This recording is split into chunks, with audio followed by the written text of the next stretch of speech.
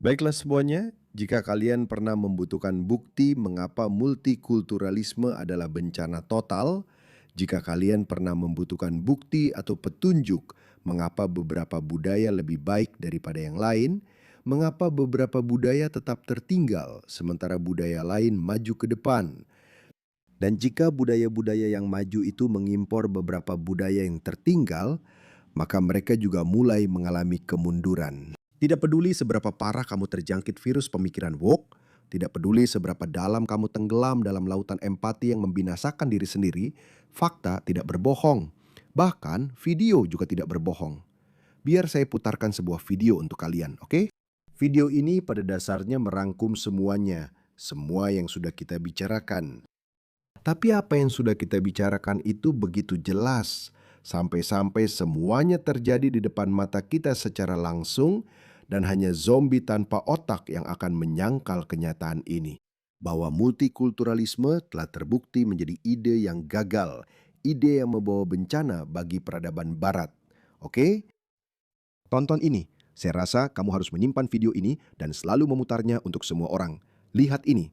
Oke, saya akan memutar video ini untukmu. Ini hanya berdurasi 39 detik. Oke, lihat ini. Lihat semua orang beradab ini. Kebanyakan orang kulit putih sedang menunggu kereta mereka dan mereka membentuk antrean. Lihat itu, semuanya. Ya, di mana ini? Mungkin South Wharf? Saya tidak tahu. Sebenarnya saya tidak tahu stasiun kereta mana ini. Sekarang, satu orang, oke? Orang ini bukan langsung dari Afrika. Orang ini adalah anak dari, saya tidak tahu dari mana asalnya, tapi jelas bukan orang Eropa asli. Oke, mungkin dari suatu tempat di Afrika, saya tidak tahu. Mungkin Afrika. Dia adalah anak dari imigran Afrika. Dia bukan langsung dari Afrika, dia tumbuh besar di Inggris. Jadi gagasan bahwa orang-orang akan berintegrasi dan berasimilasi setelah beberapa generasi, gagasan itu juga gagal total karena lihat ini. Orang ini yang lahir dan besar di Inggris terkejut dengan gagasan orang-orang membentuk antrean atau menunggu giliran mereka untuk naik kereta. Lihat ini. Kenapa mereka berbaris? Kenapa mereka antri? Kamu sebenarnya bisa langsung melewati antrean dan naik kereta.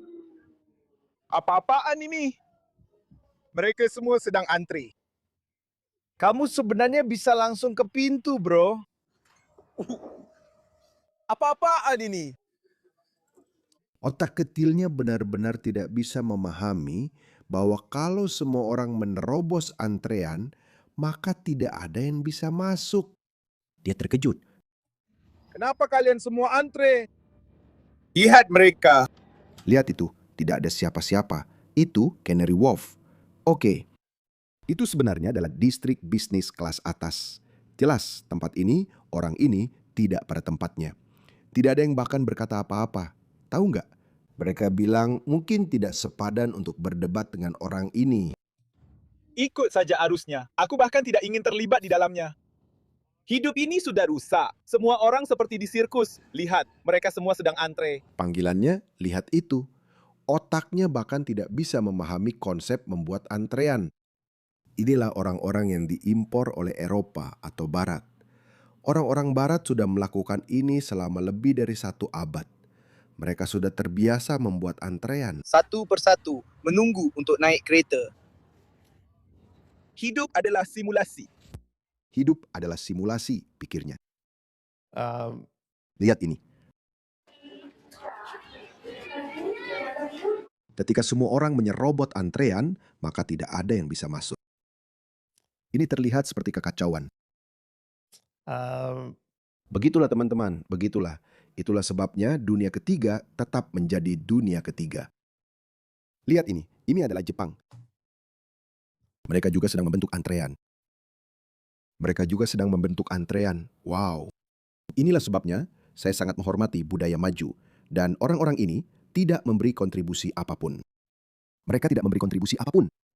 Lihat ini London. Ini Tower Hamlets yang berpenduduk 50% orang Bangladesh.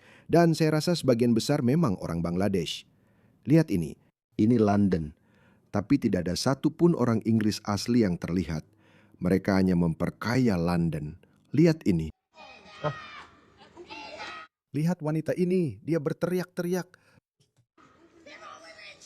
sekuat tenaga.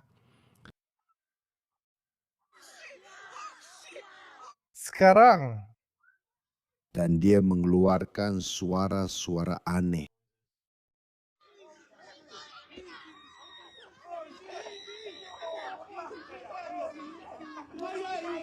aku merekam itu di video. Sekarang giliranku untuk memilah-milah.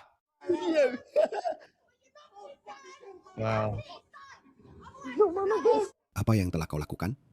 Apa yang telah kau lakukan, Inggris? Apa yang telah kau lakukan? Apakah kamu ingin tahu bagaimana mereka sebenarnya berbohong kepada kita? Bagaimana mereka melakukan segala cara untuk menyesatkan kita? Lihat ini, aku tahu ada yang tidak beres. Lihat judul berita ini, perburuan pelaku serangan. Gadis 16 tahun diperkosa di Taman Glasgow oleh pria Eropa yang digantung saat polisi mengeluarkan pembaruan terbaru. Jadi aku punya keraguan, aku tidak mempercayainya. Dan aku seperti, oke, tapi aku tetap diam karena jelas kamu tidak mau malu. Kamu tidak mau menuduh sesuatu tanpa bukti. Jadi kamu mau tahu siapa sebenarnya pelakunya? Sekarang kita tahu identitasnya. Seorang gadis berusia 16 tahun diserang di dekat Moongate di Taman Springburn pada malam Jumat 26 Juni. Remaja itu didekati oleh seorang pria yang mendorongnya ke semak-semak sebelum melakukan penyerangan seksual berat. Sebenarnya ini berarti pemerkosaan. Aku tidak tahu. Salah satu dari keduanya, salah satu dari keduanya. Tidak masalah. Namanya Hamid Wali, berusia 36 tahun. Itu saja teman-teman. Itulah kebenarannya. Aku harus membagikan ini lagi kepada kalian. Kita benar-benar sudah kembali ke zaman manusia gua. Jika kamu melihat seorang wanita lewat, pukul kepalanya. Buat dia pingsan, seret dia ke semak-semak, dan lakukan apapun yang kamu mau. Itu saja. Saya pernah meliput cerita lain belum lama ini, di mana hal itu juga terjadi di Skotlandia, saya rasa. Ada tenda milik tunawisma, migran ilegal di bawah jembatan, dan seorang gadis, seorang wanita muda sedang berjalan melewatinya, mabuk setelah keluar malam di akhir pekan. Hal yang sama terjadi. Dia menariknya ke dalam tendanya, memperkosanya selama berjam-jam, lalu berkata, "Ya, pergi sana, aku tidak butuh kamu lagi." Itu saja teman-teman.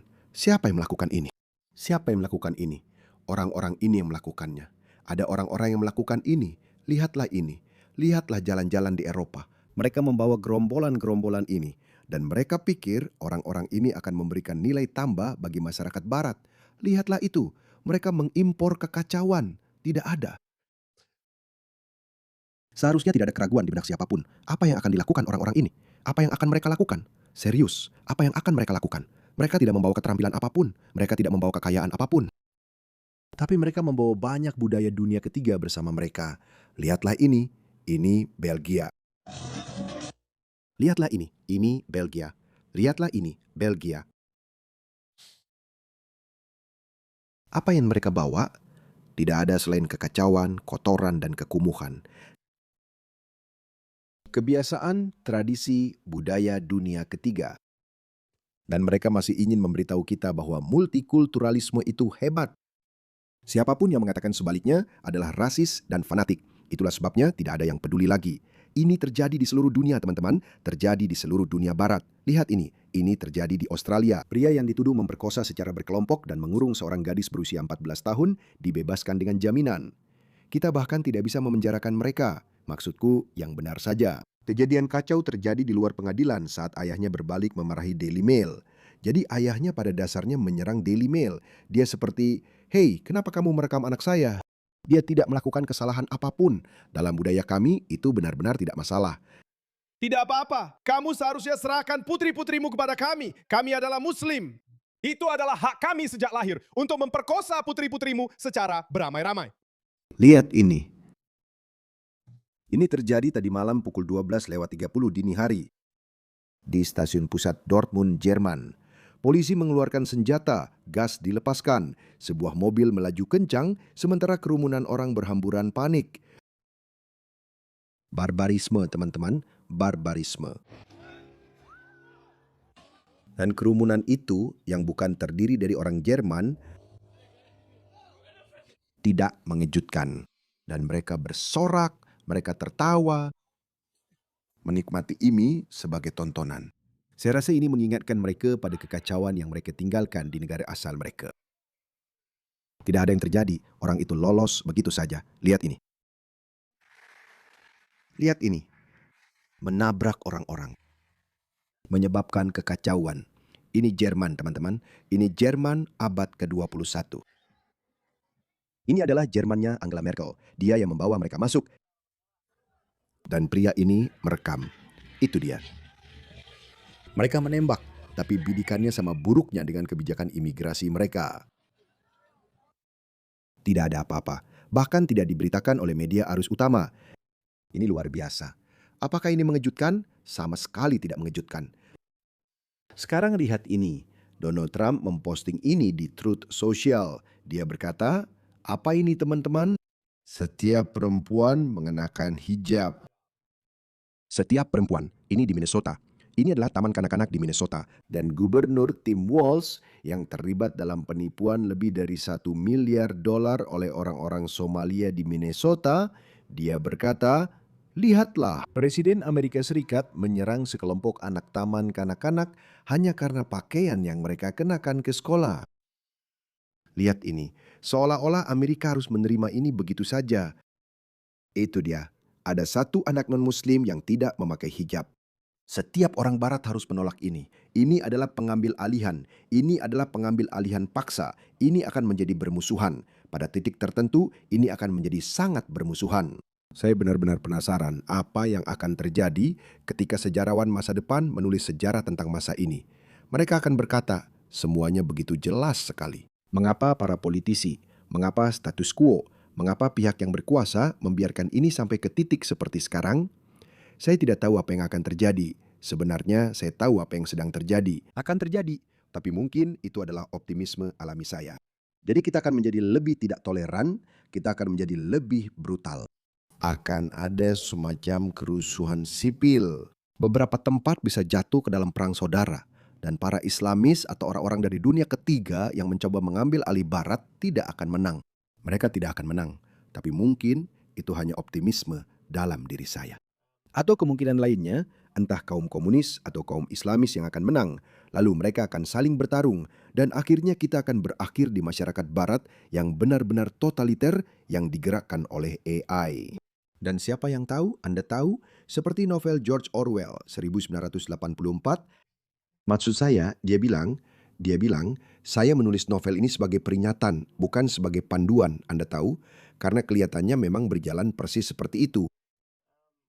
Jadi saya tidak berpikir mereka akan berhasil. Saya pikir kita akan menang.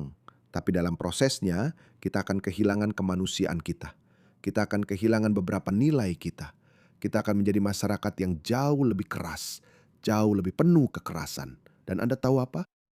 Di sisi lain, kita tetap tidak akan mendapatkan barat seperti tahun 70-an dan 80-an, di mana hak asasi manusia berkembang dan kita menjadi semakin penuh belas kasih. Bahkan jika peradaban barat menang dan mempertahankan nilai-nilai budayanya, nilai-nilai dasarnya, pada akhirnya itu tidak akan semanusiawi, semakmur, atau seinklusif seperti dulu. Karena orang-orang akan berkata, ya kamu tahu, inilah yang terjadi ketika kamu lebih baik kepada orang lain, ras lain, budaya lain.